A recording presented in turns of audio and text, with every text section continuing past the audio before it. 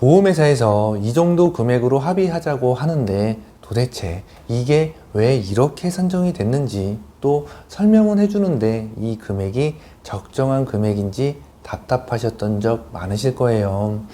오늘 사례자분도 마찬가지였습니다.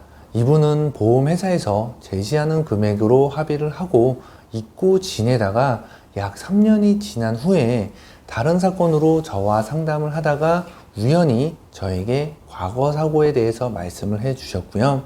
저는 그 대략적인 사고 내용과 합의 금액을 들어보니까 이거 조금 더 추가 청구 한번 해볼 수 있겠다 라는 생각이 들어서 재청구를 준비한 후 약 1,000만 원을 실제로 더 받았습니다. 제가 1차 합의금 산정표와 이번에 추가 청구한 산정표까지 비교하면서 왜 이렇게 됐는지 설명드릴 테니까요. 영상 끝까지 시청해 주시고요. 그리고 오늘 말씀드리는 사례처럼 추가 청구를 받을 수 있는 사람은 누구인지 또 어떤 조건이 되면 다시 한번 이렇게 추가 보상을 받을 수 있는지까지 설명드릴 테니까요. 구독 버튼 꼭 눌러주시고 주위에 이 같은 피해를 입은 사람이 있다면 꼭 저에게 말씀 주시면 됩니다. 결과 먼저 말씀드릴게요. 정말 1,000만 원이 달라졌는지. 네, 지금 보시는 자료가 보험회사에서 최종적으로 제시한 금액이고요. 이때 당시 피해자분도 보험회사 설명을 듣고 합의를 한 금액입니다. 730만 원에 합의를 하셨고요. 여기 날짜가 따로 나와 있지는 않지만 2020년도 사고였습니다.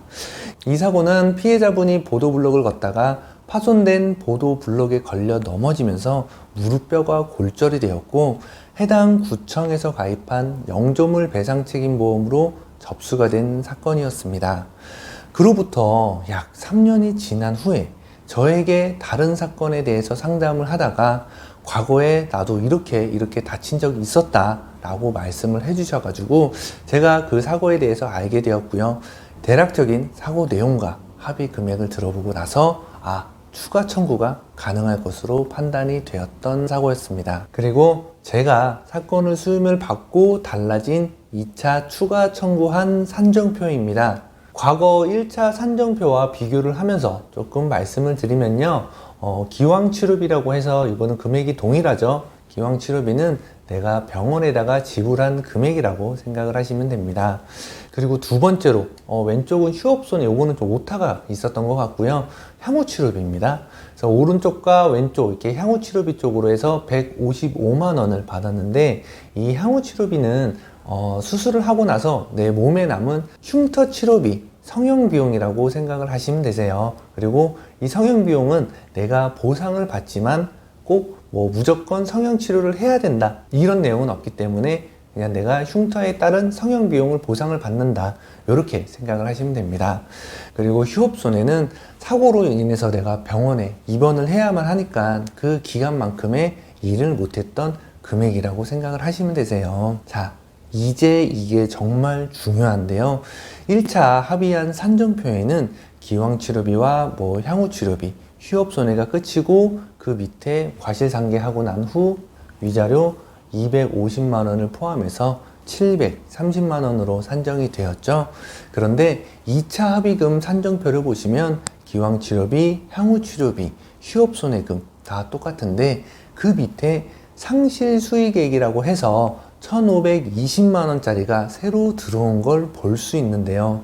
그리고 그 밑에 위자료 250만 원에서 조금 더 상향이 된 값인 456만 원으로 볼 수가 있고 가장 맨 밑에 마지막 최종 손해액을 보시면 1,851만 원으로 바뀐 것을 볼 수가 있습니다.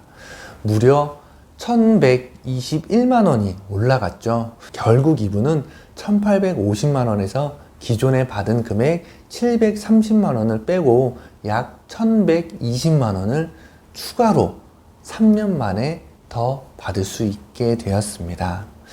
이게 어떻게 이렇게 될 수 있었을까요? 그리고 정말 이게 현실적으로 가능한 걸까요?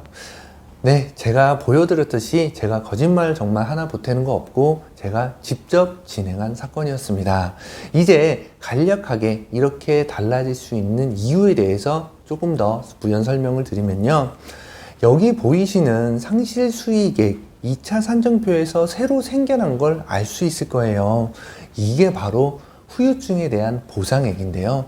무릎뼈가 골절이 되고 수술을 했으면 후유장애 평가를 받아볼 수 있음에도 불구하고 이 피해자분은 이를 알지 못했던 거죠. 그래서 보험회사는 후유장애에 대한 손해액을 빼고 그 나머지에 대해서만 합의를 한 겁니다. 그럼 여기서 보험회사는 우리가 조금 덜 청구한 사실에 대해서 알고 있었을까요? 아니면 모르고 있었을까요? 네, 무조건 알고 있죠. 이거는 보험회사에서 무조건 알고 있었을 거예요.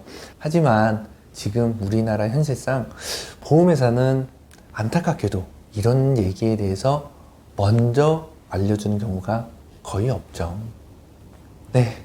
그래도 이분은 다행히 3년이 지났지만 지금이라도 알게 되어서 후유장애 진단서를 발급받아 추가 청구를 하였고 돈을 받고 마무리가 되었습니다.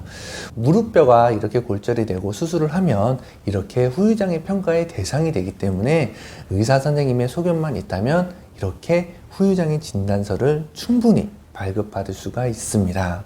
그럼 여기서 궁금해 하시는 게 또 있는데요. 한번 합의서를 작성을 했는데 추가 청구를 한다는 게 도대체 이게 현실적으로 가능한 거냐, 이렇게 궁금해 하실 수도 있으세요. 하지만 우리가 합의를 할 때에는 합의 당시 예상치 못했던 손해액에 대해서는 언제든지 나중에 추가 청구를 할 수가 있습니다.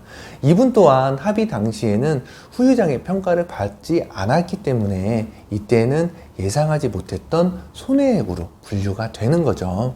그리고 시간이 지나 이 같은 사실을 알게 되었고 청구를 하는 것이니 1차 합의서를 썼다고 하더라도 이렇게 또 다시 청구를 할 수가 있게 되는 겁니다. 오늘 말씀드린 사례처럼 다시 한번 추가 청구를 검토해 볼 수 있는 분들은요, 내가 과거에 골절이나 인대 파열 등으로 수술까지 받았는데 합의 받았던 보상 금액이 400만 원이나 500, 600만 원 등 생각보다 조금 더 적게 받았다고 생각이 드시는 분들, 이런 분들은 그때 당시 작성했던 합의서를 보험회사로부터 요청을 해서 받아본 다음에 어떤 내용으로 합의를 하셨는지를 확인해 보실 필요가 있습니다.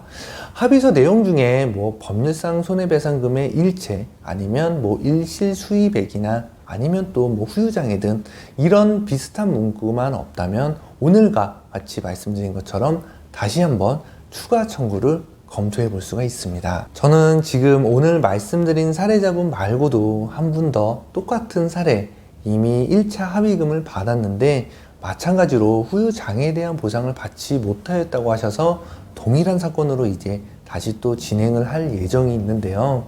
그분은 이제 나이도 젊고 후유증도 영구장애로 평가되는 진단이기 때문에 아마 오늘 말씀드린 사례자보다 성공만 하게 된다면 몇 배의 보상금을 더 추가로 생각을 해볼 수가 있을 만한 그런 사건입니다. 그 사례 또한 오늘처럼 추가 지급이 되면 지금과 같이 합의금 산정 내역서 비교해 가면서 다시 한번 또 설명드릴 테니까요. 이렇게 보험 보상이라든지 이런 꿀같은 보상 팁을 계속적으로 듣고 싶고 보고 싶으시다면 구독 버튼 꼭 눌러주시고요. 이런 내용이 많이 널리 알려져야 제2의 이런 피해자분이 없으실 수가 있습니다. 영상 보시면서 비슷한 사례라든지 아니면 또 주위에 이런 사고가 있었다라는 것을 알고 있으신 분들은 언제든지 설명란에 있는 카톡이나 또는 고정 댓글에 있는 상담 신청을 통해 말씀을 주시면 그 상황에 맞춰서 상담 약속 드리겠습니다. 그럼 저는 다음에 또 뵙겠습니다. 스마트한 손해자동사 홍신우였습니다. 감사합니다.